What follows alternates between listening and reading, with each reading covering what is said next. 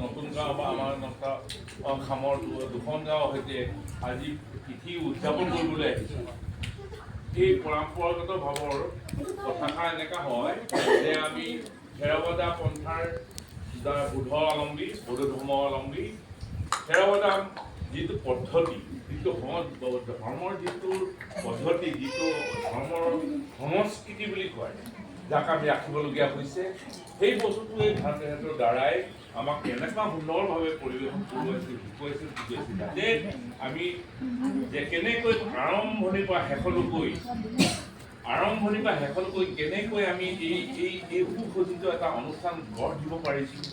গঢ় দিব পৰাটো আমি সকলোৱে শিকিব পাৰিছোঁ, বা ভৱিষ্যত প্ৰজন্মটো আমাৰ বা এই পন্থাৰে এই নিয়ম নীতিৰেই আগবাঢ়ি যোৱাটোকে আমাৰ এটা আদৰ্শৰ কথাটো এই ভান্তেসকলৰ অনুপ্ৰেৰণাত এই অনুষ্ঠানত আমি সমবেত হোৱা এটা আমি সুযোগ পাইছোঁ। যিটো সুযোগত আমাৰ চিৰ জীৱনৰ কাৰণে আমাৰ থেৰবাদা পদ্ধতি, ধৰ্মীয় অৱলম্বন কৰা পদ্ধতিখিনি আমি স্থায়ীভাৱে ইয়াত ৰূপ পাবলৈ ভৱিষ্যত প্ৰজন্মৰ কাৰণে আমাৰ এই সংস্কৃতিবান অনুষ্ঠানখিনি আমাৰ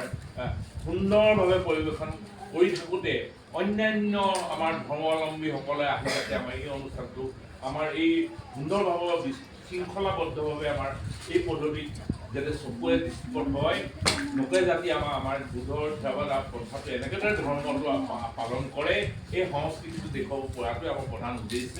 যাৰ দ্বাৰা এই উদ্দেশ্য পূৰণ কৰিবলৈ যাতে সকলোৱে মনৰ চিত্ৰ,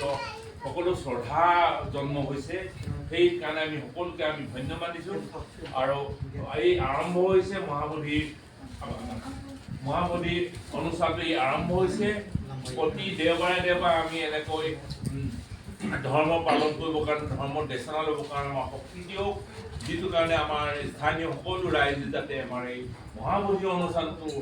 ডাঙৰভাৱে আমি আঁকোৱালি ল'ব পাৰোঁ, তাক আমি স্থানীয় ৰাইজসকলৰ সহায় সহযোগ,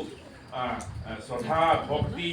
ধৰ্ম ৰক্ষা নীতি নিয়ম অৱলম্বন কৰা প্ৰণালীবিলাক, সেইখিনি যাতে আমাৰ স্থানীয়ভাৱে আমি আঁকোৱালি ল'ব পাৰোঁ, যিখিনি নিয়ম